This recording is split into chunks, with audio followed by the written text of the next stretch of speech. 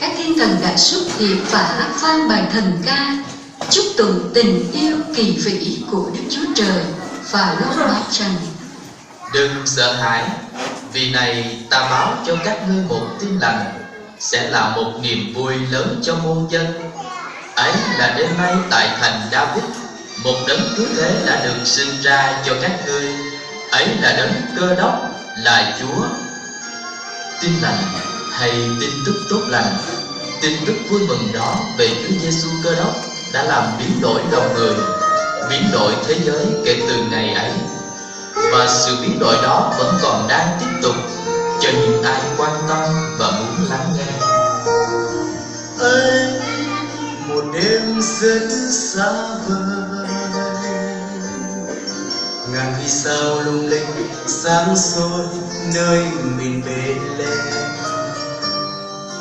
Một mùng đồng nghe vang khúc ca, thiên thần báo tin mừng vui thay hôm nay Giêsu con trời giáng sinh. Ấy là đêm Chúa ra đời, tại Chúa chiên đơn sơ mang rơm không niềm vui êm. Vì lòng Ngài yêu thương thế nhân nên Ngài phó thân, để muôn dân hôm nay nhận được tình yêu Thiên Chúa. Và Chúa đã đến vì quá yêu con người đang mãi đi trong lỗi lầm, tìm đến cứu Chúa nhận tình yêu nơi Cha.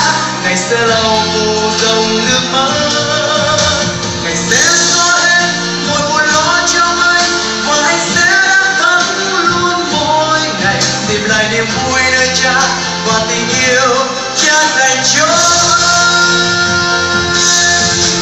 Người ơi có biết vì cớ sao Giêsu đã đến trong nơi khó nghèo, vì Chúa đã đến tìm qua cứu như bước người mãi mê đi trong tâm tối.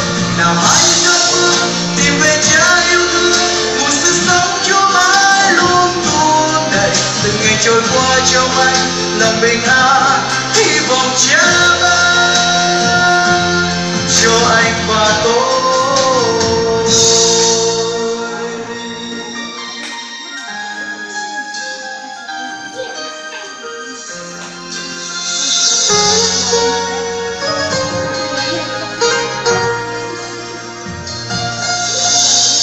Ấy một đêm rất xa vời,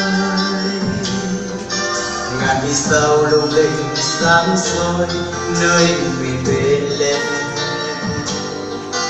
Một mùng đồng nghe vang khúc ca, thiên thần báo tin mừng vui thay hôm nay Giêsu con trời giáng sinh.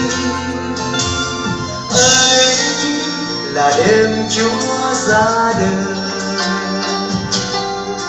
tại Chúa chiên đơn sơ mang rơm không niềm vui êm.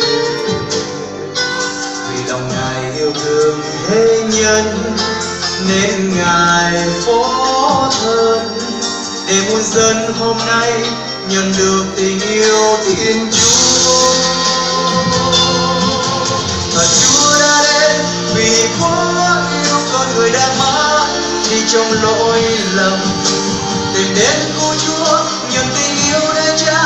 Ngài sẽ lau khô dòng nước mắt, Ngài sẽ xóa hết mọi buồn lo trong anh, và anh sẽ đắc thắng luôn mỗi ngày, tìm lại niềm vui nơi Cha và tình yêu Cha dành cho anh.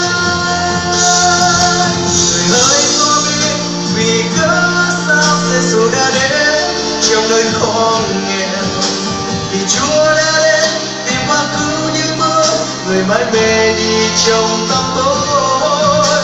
Nào hãy cất bước tìm về Cha yêu thương, một sự sống Chúa mãi luôn tuôn đầy. Từng ngày trôi qua trong anh lòng bình an, hy vọng Cha ban cho anh và tôi.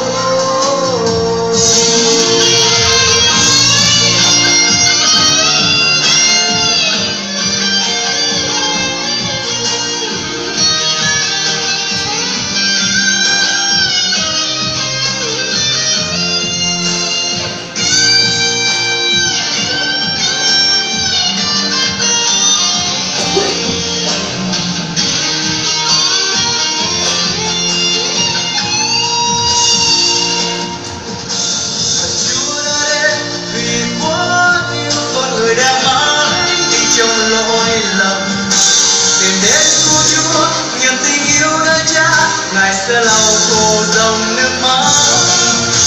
Người sẽ xóa hết mọi buồn lo trong anh và anh sẽ đã sẵn luôn mỗi ngày tìm lại niềm vui nơi cha và tình yêu cha dành cho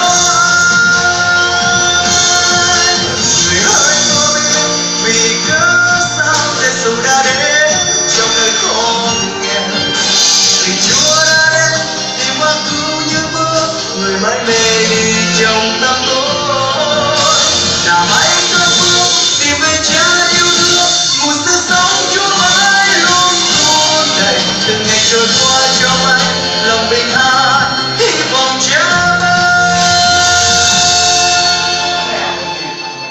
cho anh và tôi.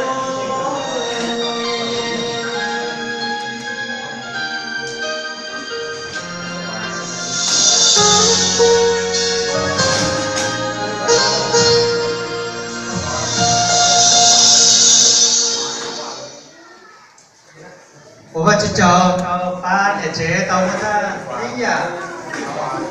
Đó mà chữ nó không lúc về